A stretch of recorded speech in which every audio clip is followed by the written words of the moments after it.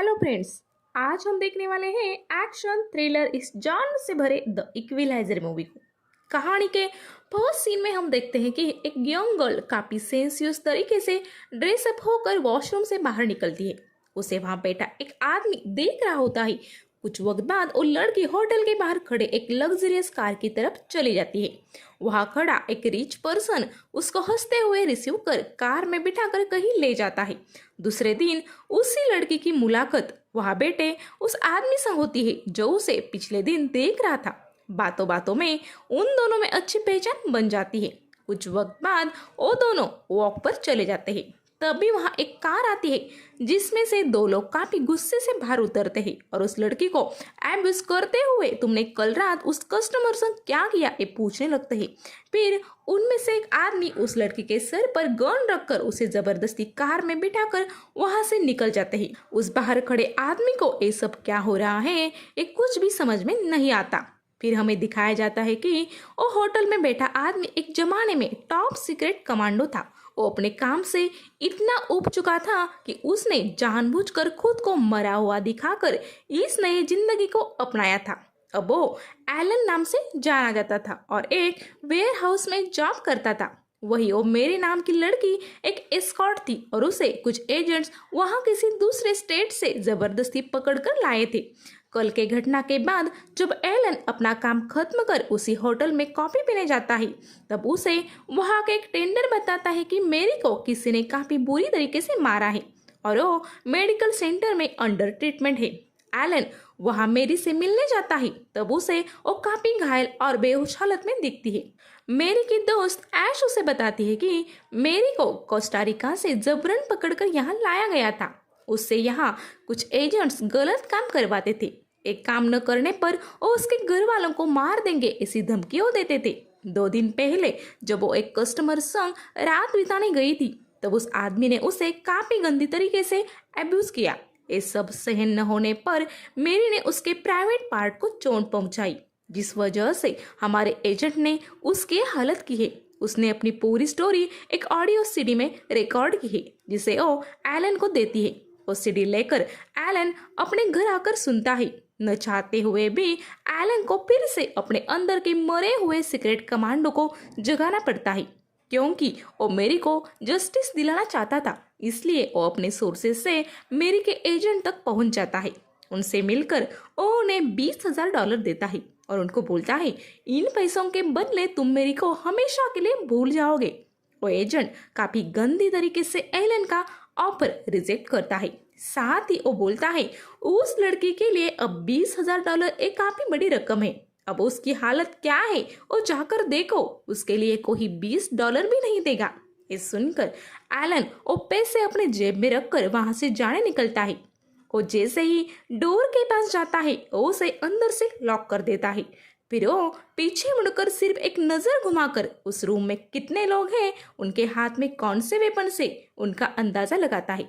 फिर वो अपने वॉच का स्टॉप वॉच ऑन कर उन लोगों को जाकर भेजता है। अगले ही कुछ ही पलों में वो वहां के सब लोगों को मार देता है। जब वो टाइमर ऑफ करता है तब सिर्फ 28 सेकंड हुए होते हैं। फिर वो वहां मरने की हालत में पड़े बॉस को बोलता है काश तुमने मेरा ऑफर एक्सेप्ट किया होता तो यूं जिंदगी से हाथ न धोना पड़ता। मगर वो बॉस मरते हुए उसे बताता है कि जिलॉस तुम्हें छोड़ेगा नहीं। जिलॉस से नाम दिमाग में रखकर एलन वहां से निकल जाता है। फिर उसे समझ में आता है कि जिसे उसने मारा है वो तो सिर्फ एक छोटा सा मोरा था। अपने आदमियों पर हुए अटैक की खबर जिलॉस को मिलती है। वो तुरंत अपने खास आदमी निक को इसके पीछे कौन है उसे ढूंढने बोलता है। साथ ही वो मेरी को जाकर हॉस्पिटल में मिलता है। मेरी को डराकर वो उससे ये बात जान लेता है कि उसके दोस्त ने किसी आदमी को उसकी सच्चाई बताई है। निक उसे बताता है कि एलन नाम का वो आदमी है और 12 स्ट्रीट पर एक अपार्टमेंट में रहता है। जिलास उसके घर पर्सनली एक पुलिस ऑफिसर बनकर वेरिफिकेशन के लिए जाता है। पर एलन उसे देखते ही समझ जाता है कि वो जिलास है। उसकी फेस रीडिंग करने के लिए वो उसे सवाल करता है कि मैं तो यहाँ कैश देकर रह रहा हूँ, मैंने कोई एग्रीमेंट भी नहीं किया, फिर तुम्हें मेरी जानकारी कैसे मिली। इस बात से जिलास थोड़ा हड़बड़ा जाता है। फिर वो कुछ बहाना बनाकर वहां से निकल जाता है अगले दिन अपने जॉब से लौटते वक्त हमेशा की तरह एलन उस होटल में कॉफी पीने बैठा होता है। तभी वहाँ एक वर्कर आकर एलन के टेबल के सामने बैठता है। उसके हाथ को देखकर ही एलन समझ जाता है कि एक प्रोफेशनल शूटर है। जब वो आदमी एलन को गोली मारने जाता है तभी कुछ पलों में ही एलन उसका खेल खत्म कर देता है। फिर वो उस होटल के फ्यूज को कट कर देता है। बाहर निकलने पर सामने कार में बैठे आदमी की वो फोटोज क्लिक कर लेता है, क्योंकि उसे पता था ये अटैक जिलॉस ने ही प्लान करके किया होगा। फिर वो एक छोटी गली से निकल जाता है। रास्ते में जिलॉस के कुछ लोग उसका पीछा कर उसे मारने की कोशिश भी करते हैं, मगर एलन काफी स्मार्टली उनको सीधा ऊपर पहुंचा देता है। घर आकर एलन चोटों पर फर्स्ट एड कर रहा होता है, तभी उसे कुछ हलचल महसूस होती है।